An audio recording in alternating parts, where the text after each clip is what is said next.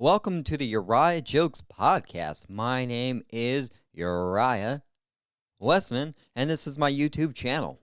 And if you're new here, I'm Uriah Jokes, and this is my YouTube channel. And today I'm going to do something a little bit differently. One thing I've kind of realized is in kind of the way I do my podcast, the way I do my videos, how can I continue to not only innovate, change things, but give you guys more of a glimpse inside my mind, inside of, why would you want a glimpse inside my mind? You would be like, oh, Uriah, can I walk a mile in your shoes? I'm like, yeah, you'll just have to find some shoes first. You won't even have big shoes to fill because I don't have any shoes. But this isn't about my incredibly horrible decision-making when it comes to my attire. This is about me, realizing here that, sure, as a comedian, I always want to be telling jokes. I always like the laughs and everything. But one thing I think that is amazing about stand-up comedy, and it especially when it comes to being on the stage, is that I never know how it's going to go. I'll start saying a joke. I never know at the beginning if anyone's going to laugh at the end, and that's something that's really amazing. And one thing I would like to continue to kind of apply to my own podcast here is kind of just talking so you guys can get to know me, to not only kind of hopefully, like, in your daily life, be able to take things that I do and be like, oh, that's the mirror I don't want to look down. That's a reflecting pool I don't want to look down. And then you can feel better about yourself. But of course, my self-deprecating humor there is not exactly what I'm trying to go for. But one thing that I do realize is that as I gain more subscribers and people start checking out my stuff, is one thing that's kind of like realized now is that I have not a voice. I've always had a voice. I've had a voice box. And that voice box, I tend to always think outside of it. And now me is I deal with certain things like social anxiety, that kind of stuff, and I've always kind of used things like weed, alcohol, too much weed. And for the last little bit here is I've gone cold turkey on everything, and what it's allowed me to do is kind of look back on everything, and I'm like, how much of kind of the things that happen in my life are real, or is it just fueled by alcohol? And what I like is kind of I don't want to say purity, but this amazing reality that happens with stand-up comedy. Like, it doesn't matter how hard someone can work on a joke, you can say it again and again and again. You never know how it's gonna end up in the audience's mind and how they're gonna respond to it, which is such a beautiful medium to me. So kind of what I want to do today is I just want to talk about kind of what comedy means to me, because I feel like it might be interesting for you, but if it's not interesting for you, I already got the 5 cents from the Google ad that you already saw, so joke's on you if you're like, Uriah, I just wanted to hear jokes. But today I'm going up the slow, and I'm doing a set, and it's like an hour and a half drive there and back, so 3 hours driving. I have a Prius, a pretty good gas mileage, and I'm being paid $20. That's what I'm willing to do just to go to another place to tell jokes, because not only will it be unique to be able to tell jokes in front of different people, a different crowd, a different environment, which is so miraculous because it's such a interesting, weird concept, because I never know when the next gig's gonna be. I never know, is this gonna be a magical moment on stage where it's just gonna be everyone gets to experience that too? And there's not much more mediums that I could think of where like a play is kind of the same lines, everything like that, but stand-up comedy can be anything. I could be going into the lion's den. I could be going into the bear den and bear down, because there is a bear in there hibernating, and if I tell some jokes, the bear is gonna roar. One thing too is I realize, especially when I drink coffee, is that my mind is going somewhere, and people have pointed this out. It's like, where are you going now? You're right. See, the thing is I often find is if you follow your gut in life, you'll spend most of your time in the bathroom. And then I'm like, oh, they're like Uriah. There's a connection between depression and the gut. Now I don't know who to trust, myself or science. And this is amazing thing about comedy, and like, there's so many people that are like, oh, don't tell that kind of joke, don't tell that kind of joke. But when it comes to me, it's always about the simple fact that all someone's trying to do is make a group of strangers laugh together. And if anything now, it's kind of such an amazing thing. It's not only just in this climate of a new variant, oh, we got a new variant, oh no.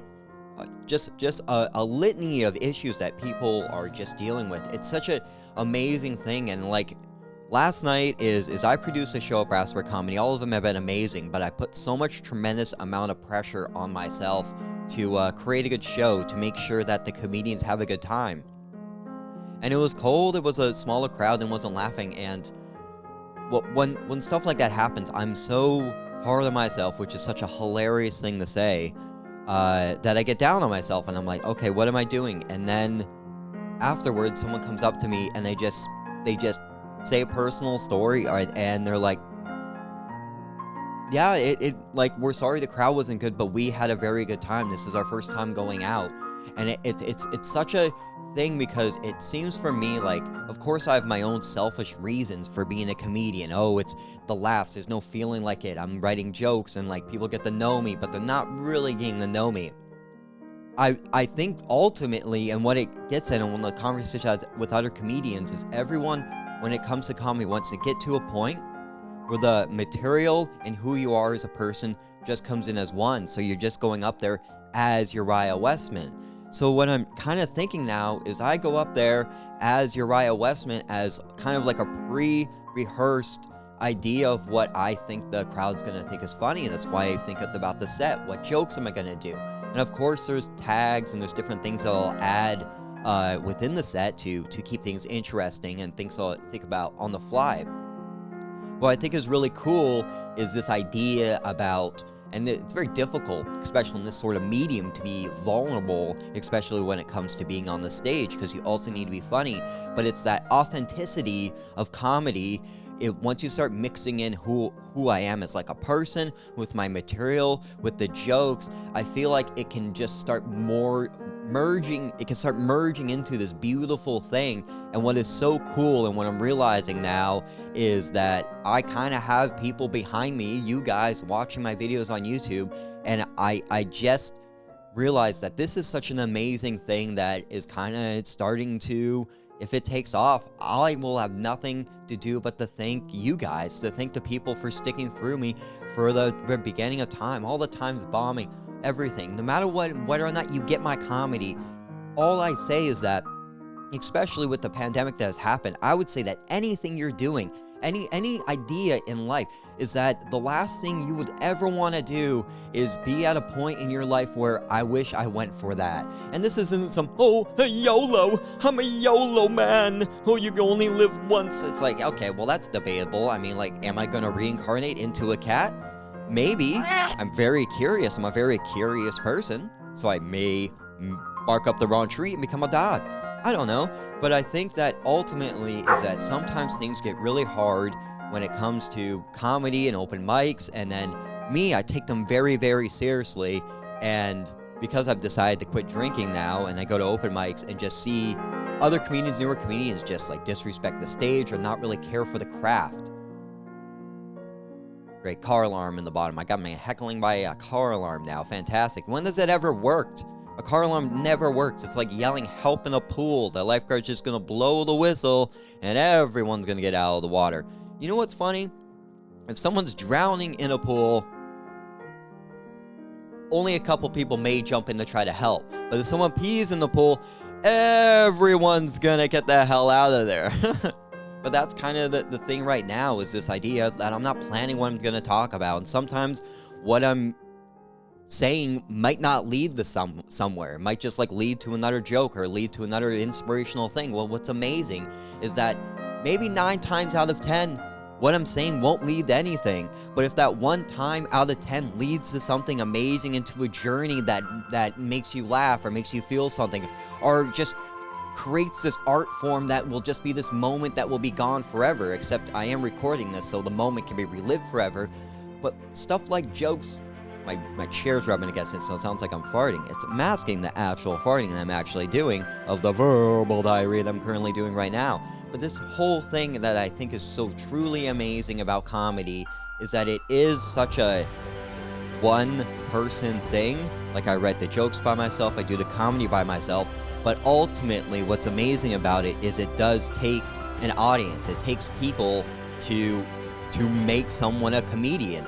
And what I think is amazing is that not only does it take so many years to become a comedian, to become good at comedy, that once you get to that point is that you're sharing all this hard work that you have done, no matter what it's a comedian, artist, anything you want to do, cook, that communal feeling that you have done it, that you can be the inspiration to someone else. And I just kind of just like looking back, feeling kind of nostalgic, realizing that this is going to be such a cool thing to keep doing. I'm going to keep writing jokes for you guys. And I hope as well is that I want to just like share more about me as who I am as a person, and kind of be able to open up those doors, because I know that life kind of sucks sometimes. It's social anxiety and all this kind of stuff. And if anything I can do, and I forget this all the time, even if I told the same joke like 100 times and I don't feel the same amazing feeling as the first time I told,